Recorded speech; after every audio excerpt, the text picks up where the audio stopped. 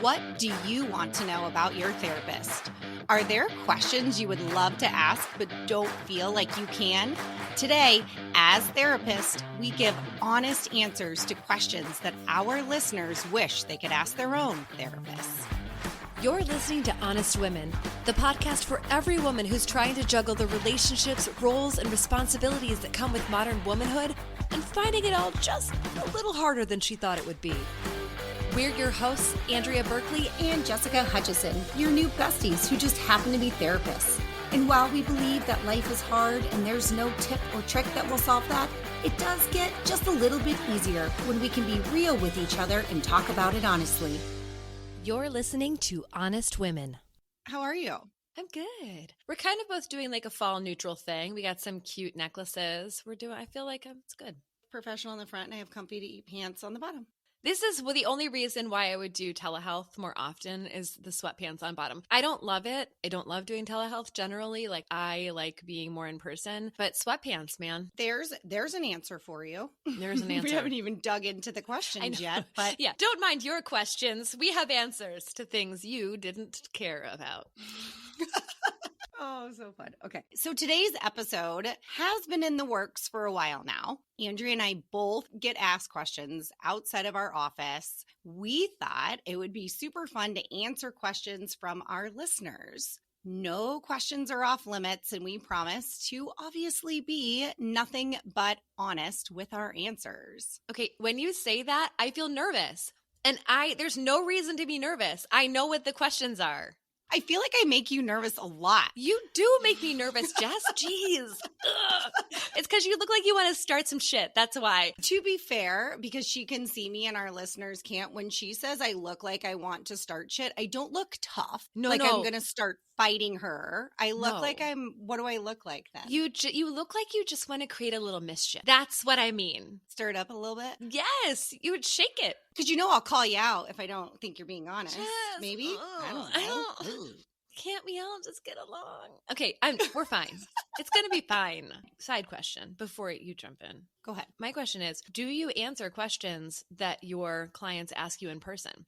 I'd probably answer, and that's exactly what I say when I start with a client. If you ask me something, I'll probably answer it because that's just kind of my jam. If you ask me something that I don't want to answer, I reserve the right to not, and you as well. So if I start directing the conversation in a way you don't want to go, you just let me know. See, you set it up. You tee it up so nicely. Maybe I'd be better at golf if I teed it up better like this. No, I answer all questions. I've never told somebody that if I ask them something they don't want to answer, because if they don't want to answer, we usually will lean into the discomfort of not wanting to answer, unless it's trauma-based, right? Any of my trauma-based work, that's totally different. As far as questions people ask me, I can't think of one I've not answered. Same. So that I'm going to ask you a question. Uh-oh. What is the number one question you get asked outside of your office? The immediate answer to any time I mention that I'm a therapist is, so are you psychoanalyzing me right now?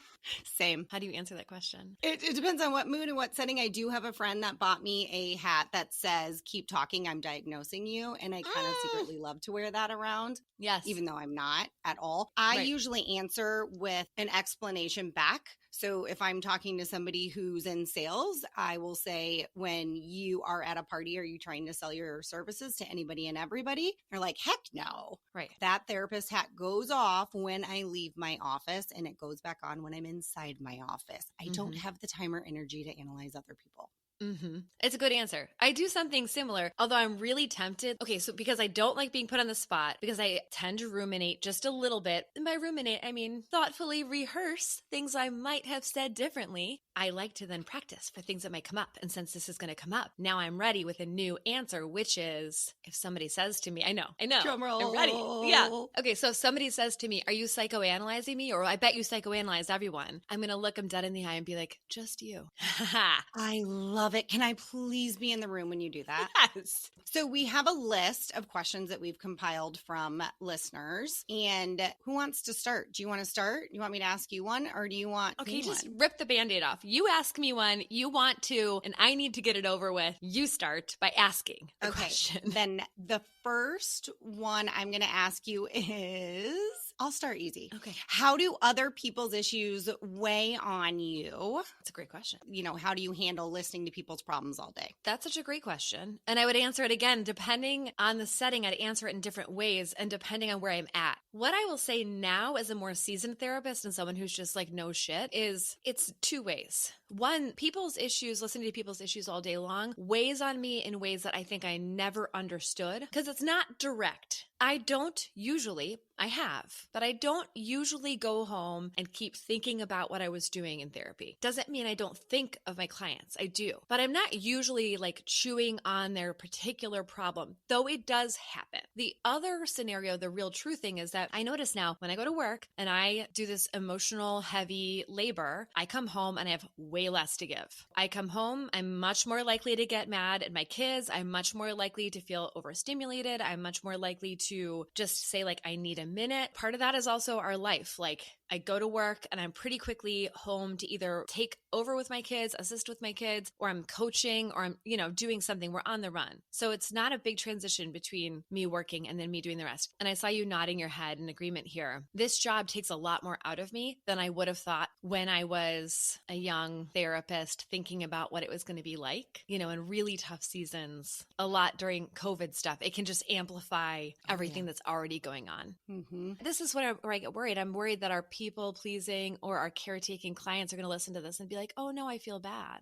because you shouldn't. No, you shouldn't, because we chose this. Yeah. Go back to the very beginning here of our story. We're career changers. We chose this. This is what I wouldn't do anything else. I love it. But I totally agree with you that there are days I have nothing left to give, which can impact other relationships, right? It can impact my marriage. It can impact my relationship with my kids. And I can be a really shitty friend because I can have a friend in a time of need who wants to talk to me and I literally just can't because I've been dumped on. But there's other days where I am just like, I nailed it today in sessions where I'm feeling really good about myself and I have more to give on those days. Totally. Yeah. So it really varies by the day. It's not every day I go to work. It varies. There are times I came home last night thinking about a session that I'd had during the day that was really hard. Someone that I care about so much in a really rough spot. And it was heavy and I was carrying it with me. Not the whole time, but if I sat and thought about it, I was sad,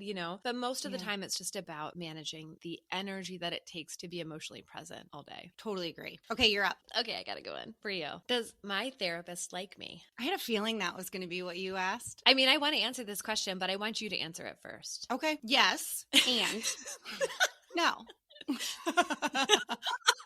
Because I have to be honest, right? I've thought about this one multiple times because this is a pretty common one that I get. And I will say across the board, I absolutely like everybody that I have or do work with, because if I didn't, I wouldn't work with them. Right. But what I have learned is that some people frustrate me more than others. Right. And when I've sat with that, it's actually not them. It's I feel ineffective as a therapist. And when I feel ineffective as a therapist, I tend to like you less. No, I'm kidding. Kind of.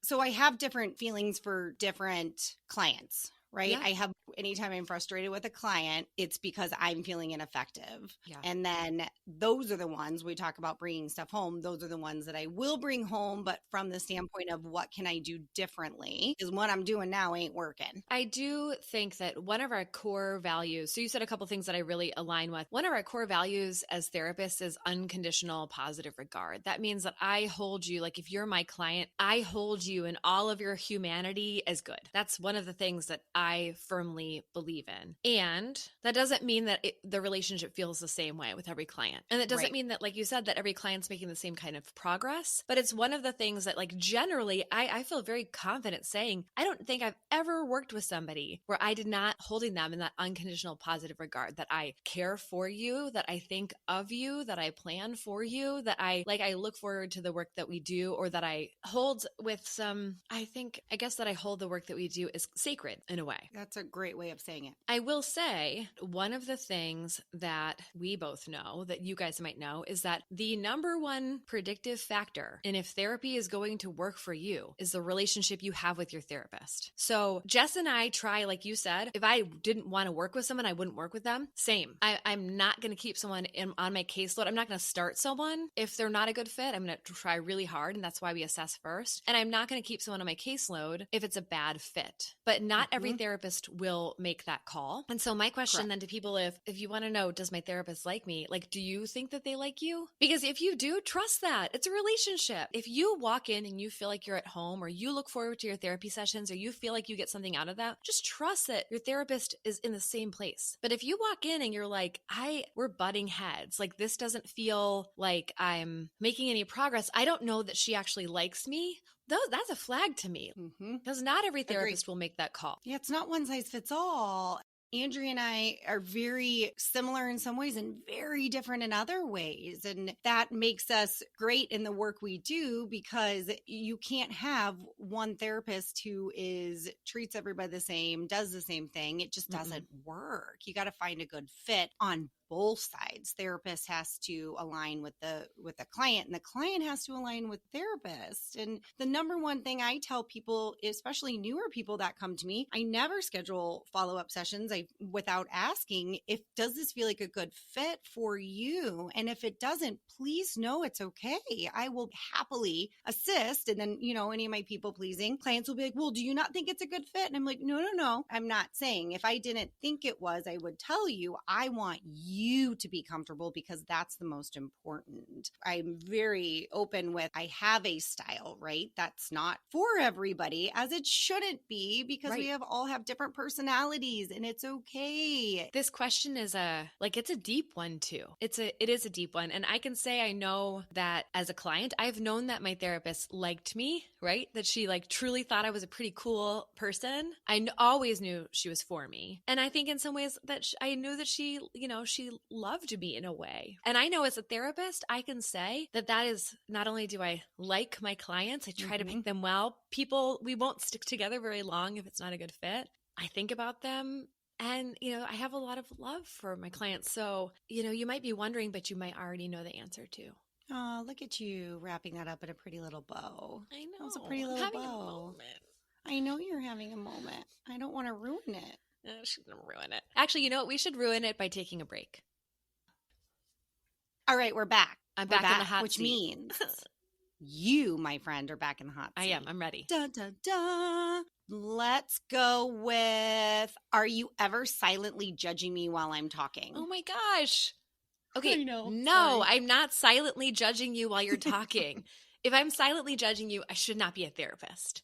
Okay. I hope you know from agree. right? You just, bad fit. And that's, again, we can only speak for ourselves. I'm sure there's some asshole therapists out there who are silently judging people. But again, there's 100%. There's asshole people everywhere. It's fine. I've had a therapist who did not silently, outwardly judged me. No. With conversation. Yeah, I've had some bad therapists. Ugh. It's true. There are bad therapists out there. Yeah, there's some bad therapists. Yeah. Did not like this individual. Yeah. No. Are you silently judging me? Has anybody even asked you in session as a follow-up to that? I don't think you know what? People will make comments like, I'm sure you're judging me. Or people will say, like, I'm nervous to tell you this, or I don't want to say this out loud, or I'm afraid that you're going to judge me. And this kind of goes back to, do you like me? So listen, as a therapist, I'd like to assume that most therapists have been through some shit. They should have. The good ones have. Mm-hmm. And that they've worked on that. And worked through them and continue to work through them. Done their work. I don't think I needed to say that with my hands around my mouth like I did, but I did. Because I'm shouting it. Therapists should have been through some shit. They should have done their work. They should still be doing work in a lot of ways, right? I'm a believer that therapists should go to therapy. Not everyone does, and that's okay. But you should be doing your work, right? None of the work that I've done and none of the life that I've lived over the past however many years I've been alive would lead me to sit with somebody and judge them. I can tell you that all of this has only led to me being way more expansive. It doesn't mean that I'm permissive. I'm not like, hey, going out and doing this is just as good as going out and doing that. No. But you know, and I know, like, when something's like good for you and when something's not good for you. But it's not my job to sit there and judge. I'm there to hold your No. experience, right? Oh, okay. Here's a funny, Jess, you'll laugh about this. I'm actually a little nervous about this with my own therapist when I go in on Monday. So remember how I have a problem right now with overcommitting myself to things and buying things related to that? Okay.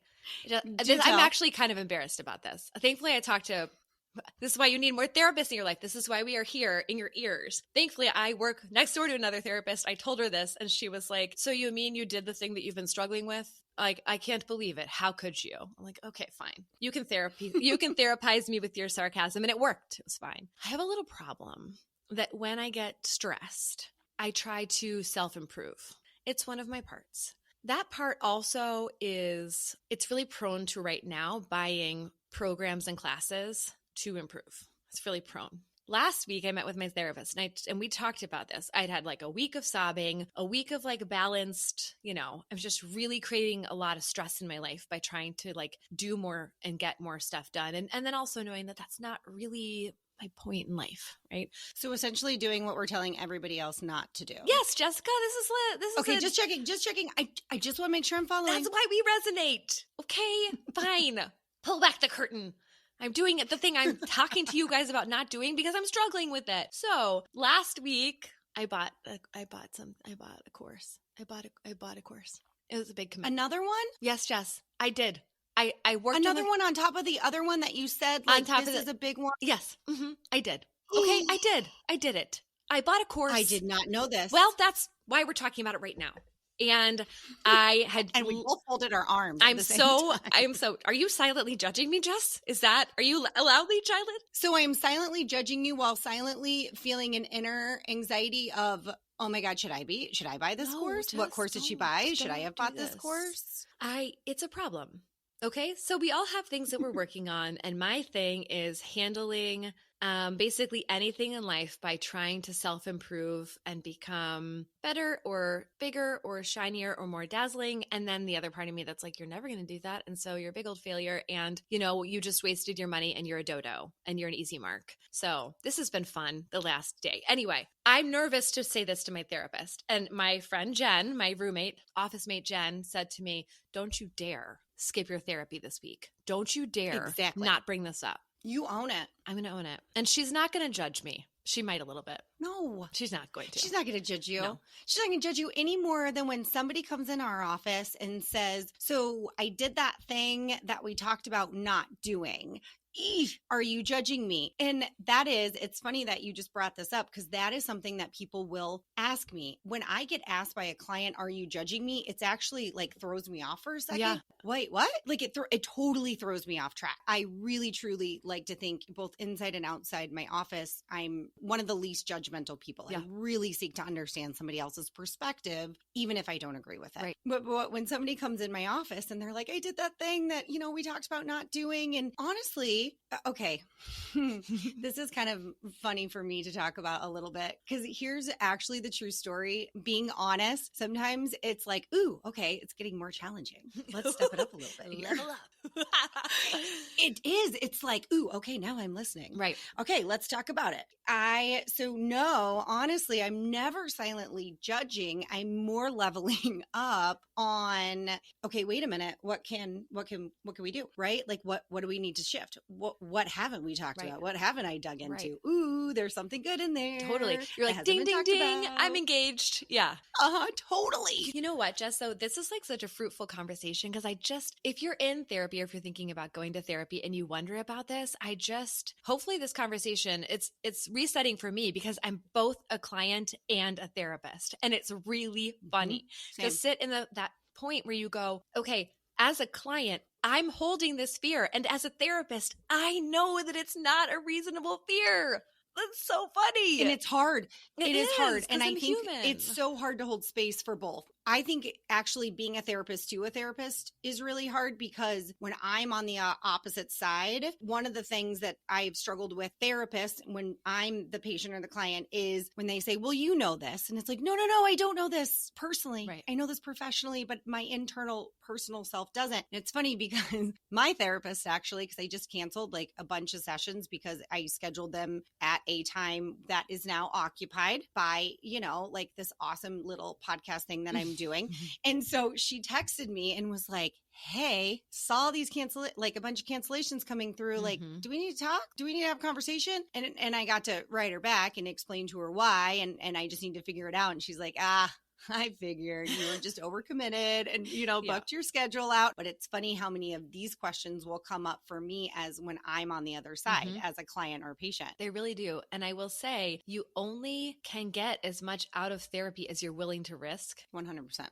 I don't think I don't expect for clients to come in and bare their whole souls to me their first day. Like this should be something that Nope. grows over time. But I do think of those moments where people that I've worked with for a while, where we dig in deep, right? Or where they've, shit is going down. I mean, I've had time in my own life where things are not going well. Bad choices are being made, mistakes, anger, whatever, maybe for the 100th time. And to be able to go and be with somebody who does like you, who does love you, who does hold you unconditionally, who is not judging you, who can say, I'm truly honored when someone would bring me the part of themselves or their story, whether it's in real time or it's after the fact, that they say, I'm so ashamed, because the healing happens when you can say, I'm so ashamed, and you show up and you've got all of this fear and this stuff. And then the person across from you is looking at you and they're like, I'm here.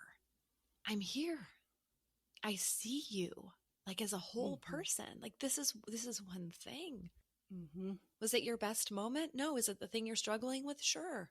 It doesn't change who you are, right? Right. So that's the long answer too, is my therapist silently judging me. If you feel like your therapist is silently judging you, you might need to find a new therapist. Agreed. Or bring it up, and maybe it could also be that you feel like everyone's silently judging you, and that might be a part of what you want to work through in therapy. But also, yeah, actually, don't withdraw and avoid, maybe ask. And you should feel comfortable. And then judge their answer. Yes, no, silently judge their answer. Okay, I've got one for you. Okay. This is a good one. I don't know. There's a lot of good ones here. Okay, I got it. Do you talk about me over wine with your friends?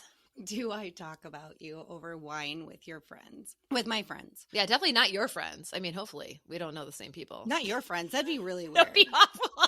My therapist went out to wine with my friends and talked shit about me. No. Yeah, that would be a big ethical issue. No, I don't. I don't know that I've ever really talked about a client outside of my office since I did supervision. Yep. Right? So you have to do supervision when you have to work under a licensed clinician for a number of years before you can sit for your licensure exam here in Illinois. It's kind of like a residency for clinicians. That's the only time I would talk through, unless, me and you have talked about like a case to get feedback, but not, what do you think, I'm stuck on this, but never in oh my gosh, listen to this way. Yeah, it's such an important line to just note that, like, we do have to operate under supervision in Illinois, for example, for a couple of years. We have to go in and talk about cases. All of that is something that I think your therapist has in their paperwork and should go over, that there's consultation. But consultation is not, oh, so I see Jane Smith. Do you know her? Yeah, she lives over here, blah, blah, blah, blah. Yeah, okay, so let me tell you some shit about Jane Smith. No, it is, if you had to present a case in consultation,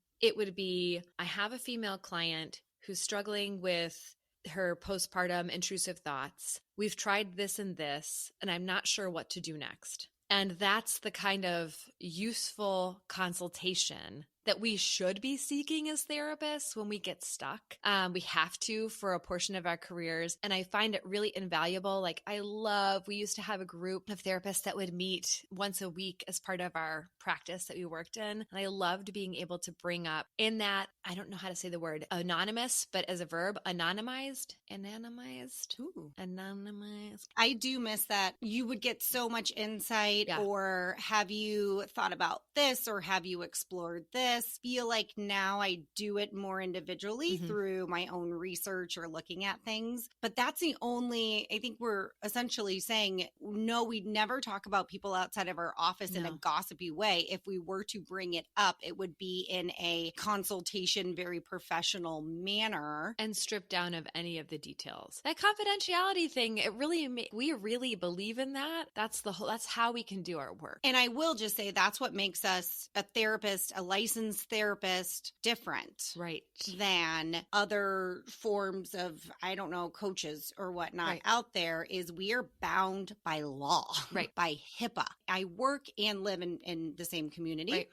And I tell people that I take HIPAA very seriously, not because it's a law and I can lose my license, but because it is an honor code as a human being in this profession for me. I really think it's horrible if a therapist were to do it. It's also creates a sense of safety. I think, you go see somebody who isn't licensed, they technically can tell anybody your stuff. Right. I'm not saying they will, but we really are legally bound. Yeah, we have not just the law, but our code of ethics, like Jess said. This is part of why, and this is actually the best part of why you should go see a therapist. When you might have a very therapeutic friend. I used to be that friend, right? Before I got paid to do this job, I used to do it whether people liked it or not. I could listen to their stories of my friends who would seek counseling. I'd tell them what I thought and whatever. But I was in their lives, right? If somebody comes to me and I'm in their life, I mean, it's me, so they know I can be the vault, but it feels risky, right? It feels riskier. Like if you tell your neighbor about something happening with your husband, well, that can create like some awkward situations for you, because hopefully you'll feel differently on Tuesday than maybe you felt on Monday. Or if things are getting really iffy, I don't know, man, other people in your life can hold their own thoughts and opinions and grudges. They can say something to somebody else you didn't want them to say. They can try to get involved. And that's why going to a licensed therapist is really useful, because you can bring those things that are tender or in process. This is like a live situation here. Maybe other people are involved and you can bring them in and you can know that it's going to be safe and protected and not get out of the room. There's a safety in it. Believe me, when we're at wine with our friends, talking about our own shit. We don't talk about our own shit. I do talk about my own shit. No, I mean, we don't talk about our professional shit. Yeah. We talk about our personal shit. Yeah. We bitch and complain about our own lives. Right. Not yours. Yeah. Ours. No, we got a lot to talk That's our time. We got a lot going on. So it's fine. And to be honest, like nobody wants to hear. Just like, they go, how do you do the job that you do? I feel like, you just can shut down a room real fast if you were to actually talk about what you do. 100%. Yeah. So we probably have time for one more question. Okay. I'm going to throw out two and you can pick which one. Have you ever looked me up online or does anyone lay down on your couch? Okay, I will take the harder of those two questions for me. Have you ever looked me up online? Yes, I have. Rarely, but I have. Same. I will justify my actions here. And I will say I'm probably at like a 20%. I'm not a really big person online. I'm trying to be more of one. I don't spend a lot of time on social media, so I don't typically Google people in my own life. So it's kind of not my norm. I'm sure that some people would say, yes, I look up everybody. Some people would say, no, I never do. Here's when I did this the first time. I realized that somebody that I was seeing, I knew somebody in their life. I would have known that had I looked first. Yes. When you pull someone's name up and it goes 26 mutual friends and you go, oh shit, we're actually at the same school. Or, oh shit, I know your sister or your cousin. Now, did that impact the work that we do? No, I didn't obviously say. As I tell people, we talked about confidentiality there. Like, I would never say like, oh, hey, your sister's here for therapy with me. Never. But it made me feel uncomfortable. Number one, because I was like, does this person know that I sort of know their relative? Then I was like, did this person get referred by that relative? And I don't know. And then I was like, well, what happens if this person later discovers that I know somebody in their family and feels uncomfortable? But it was one of those things that like, that had already started. I didn't know what to do. I have discovered a dual relationship after working with somebody that I did have to then reveal. I actually was working with somebody who knew one of my relatives. And I was like, based on this overlap, I need to let you know that you know my mom through this capacity. That just creates a really weird situation. So since I work with people in my same stage of life and I work in my same town, I have looked people up online, not to snoop, but to check. Actually, now that I'm talking through it, I'm like, I should probably make it a practice to just double check. Do I know you? Okay, so then I don't have to really add anything because that's exactly the same thing. I'm active in our community. We may have similar social networks that may overlap at some point based on proximity at the grocery store. Here's how I will not be coming up and saying hi. I won't come to say hi to me, but you have to be the one to have those conversations. So that is the same capacity in which I've looked up, not to snoop. I think that is super weird, actually. It's super weird. It also, like, you're coming in to tell me stuff that you're not going to tell anybody else. I don't care what you post online. Nor do we I. all know that what's on social media is this little tiny snapshot and it's not a full picture. I'm about to get some insight into your life if this goes well that nobody that you know is going to get. I don't need your social media page. I don't want your social media page. No. I don't do anything that I myself wouldn't want my own therapist to do. Right. Whew, I think we finally made it through. Okay, ladies, it's time to wrap it up. Your relationship with your therapist is extremely intimate, but also fairly unbalanced. It is no easy task to bare your soul to a stranger and not know how it is truly received. Andrea and I enjoyed pulling the curtain back and giving you all a sneak peek behind the scenes. If you have a question, we want to hear from you. We have several ways for you to connect with us. So check out the show notes immediately. Actually, end the episode and go look at them now. Go check out our show notes and reach out to us because we want to hear from you. Next week, we get honest about the topic of hobbies. You don't want to miss it. Until then, hang in there, ladies.